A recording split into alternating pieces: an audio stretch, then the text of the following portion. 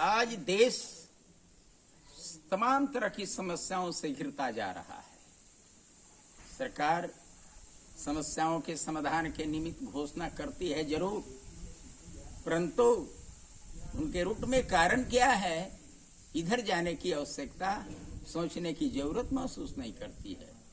चुनाव की प्रक्रिया में इतना दोष है भारत की चुनाव प्रणाली में कि समस्याएं राजनीतिक पार्टियां स्वयं क्रिएट करती हैं। बेरोजगारी की समस्या हो, जातिवाद की समस्या हो, संप्रदायवाद की समस्या हो, महंगाई की समस्या हो, इधर किसी पार्टी को सोचने का फुर्सत ही नहीं मिल रहा है।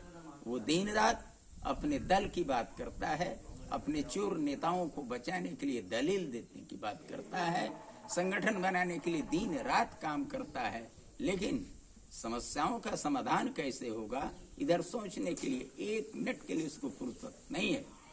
सबसे पहले जरूरत है अपने देश में चुनाव की प्रक्रिया में सुधार लाने की। इस बात पर नेताजी सुभाष चंद्र बोस ने भी जोर दिया था, महात्मा गांधी ने भी जोर दिया था, जयप्रकाश जी ने भी कहा था कि चुनाव की प्रक्रिया में आमूलचूल परिवर्तन करने की आवश्यकता है। आज चुनाव में होता क्या है? आज की परिदृश्य यह है कि ईमानदार व्यक्ति, समाज सेवा करने वाला व्यक्ति, चिंतन करने वाला व्यक्ति सदन में जा नहीं पा रहा है। जाने के क्रम में वही लोग जा रहे हैं जो जातिवाद करते हैं, संप्रदायवाद करते हैं, पैसा चुराते हैं, दारू बेचते हैं, छिनताई करवाते हैं, कमीशन करवाते हैं। वही लोग जाते हैं पैसे के बल पर।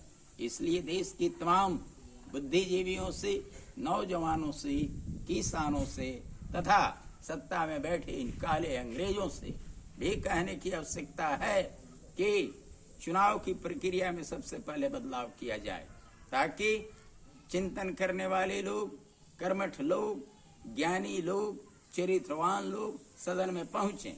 इसके लिए होना यह चाहिए कि निजी प्रचार पर रोक लगाया जाना चाहिए। आचार संहिता के पालन का ढोंग रचाया गया है जरूर, लेकिन रोज हर नॉमिनेशन में आचार संहिता का मखौल उड़ा जाता है और यह जो बिना नोह का बाग बना हुआ निर्वाचन आयोग कोई कार्रवाई नहीं करता है। इसलिए कानून ऐसा बनना चाहिए कि आचार संहिता का उल्लंघन करने वाले लोग जीवन में कभी भी चुनाव न लड़ सके। इस तरह से सख्ती के साथ कानून बनना चाहिए।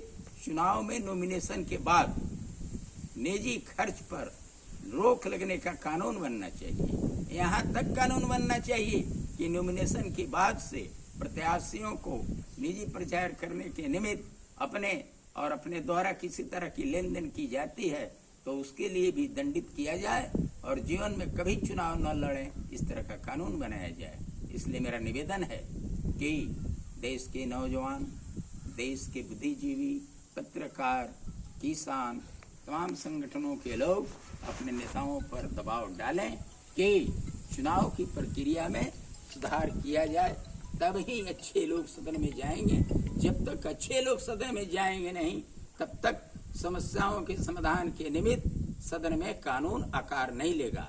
इन्हीं शब्दों के साथ मैं पुनः कहना चाहूंगा कि नेताजी सुभाष चंद्र बोस ने आजाद हिंद सरकार का गठन किया था। उस सरकार की नीतियों में सबसे पहले इस बात की व्याख्या की गई थी कि देश आजाद होने के बाद चुनाव की प्रक्रिया जो ब्रिटेन के तौर पे हिंदुस्तान में चलाया जा रहा है, इसको बदल दिया जाएगा।